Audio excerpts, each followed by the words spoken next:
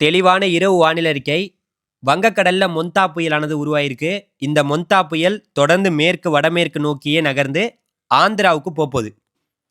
ஆந்திரால அக்டோபர் 29ஆம் தேதி வாக்குல விசாகப்பட்டினத்துக்கு அருகில இந்த மொந்தா புயலானது கரையை கடக்க போகுது. நம்ம தமிழ்நாட்டுக்கு இந்த புயல் காரணமாக மழை எப்படி இருக்கும்னு கேட்டிங்கன்னா, நம்ம இந்திய வானிலை ஆய்வு மையம் நாளைக்கு அக்டோபர் 27ஆம் தேதியும், 28ஆம் தேதியும் 2 நாட்கள் திங்கள், செவ்வாய் 2 நாட்கள் ஆரஞ்சு எச்சரிக்கை குடுத்துருக்காங்க.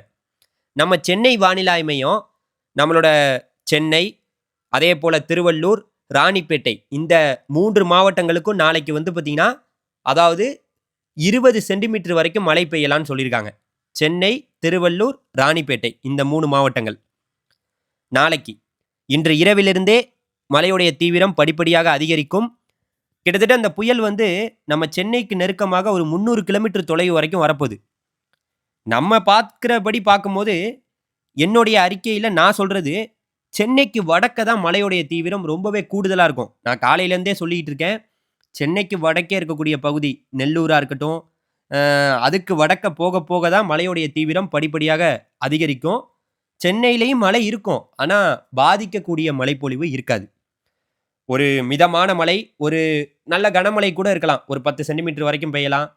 அதுக்கு மேல போனுச்சுன்னா, நமக்கு ஒரு 20 சென்டிமீட்டருக்குள்ள தான் பெய்யலாம். அதுக்கு மேலலாம் மழை பெய்ய வாய்ப்பில்ல. அதனால யாரும் பயப்பட வேணாம். இந்த நிகழ்வு உறுதியாக ஆந்திராவ நோக்கி தான் போகுது. சரியா?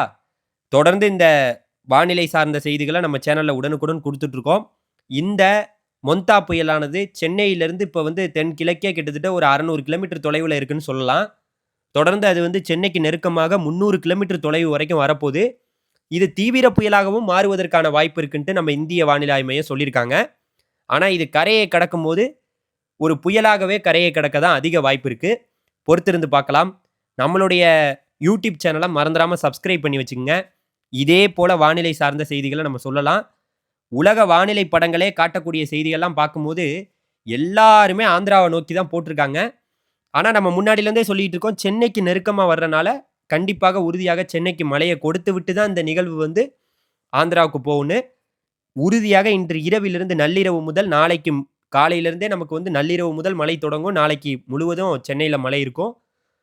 அப்புறம் வந்து திங்கள் முடிஞ்ச பிறகு செவ்வாய்க்கிழமை படிப்படியாக மழையுடைய தீவிரம் குறையும். அடுத்தடுத்த புயல்களும் வர இருக்கிறது. நவம்பர் 5ஆம் தேதி வரைக்கும் நமக்கு பெரிய லெவல்ல அடுத்த நிகழ்வுகள் எதுவும் இல்ல.